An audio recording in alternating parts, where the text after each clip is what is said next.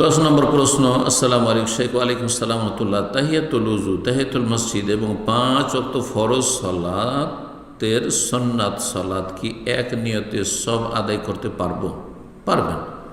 এক নিয়তে একগুলিতে কয়েক স্বীকার করতে পারবেন। অর্থাৎ আপনি সুন্নাত পড়ছেন যেমন জোহরের, ওর সাথে তাহিয়াতুল উযুরও নিয়ত করে নেন, যেহেতু এক্ষুনি উযু করে আসলেন আর মসজিদে প্রবেশ করলেন, এখন বসবেন, তো তাহিয়াতুল মসজিদেরও নিয়ত করলেন, জায়েজ রয়েছে।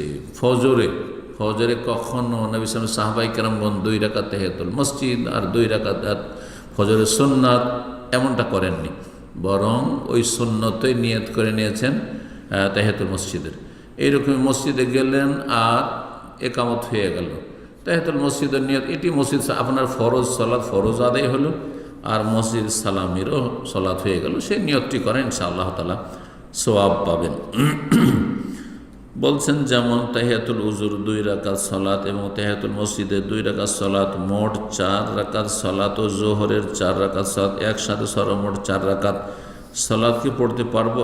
এক কথা, একসাথে নিয়ত করতে পারবেন, কিন্তু যদি মনে করেন যে আমি পৃথক পৃথক পড়বো, জায়েজ রয়েছে, একমাত্র ফজর ছাড়া, কারণ ফজরে 2 রাকাতের বেশি পড়া আযান ইকামতের মাঝখানে নবী সাল্লাল্লাহু আলাইহি সাল্লাম থেকে বা সাহাবায়ে কেরাম থেকে মসজিদে প্রমাণিত নেই।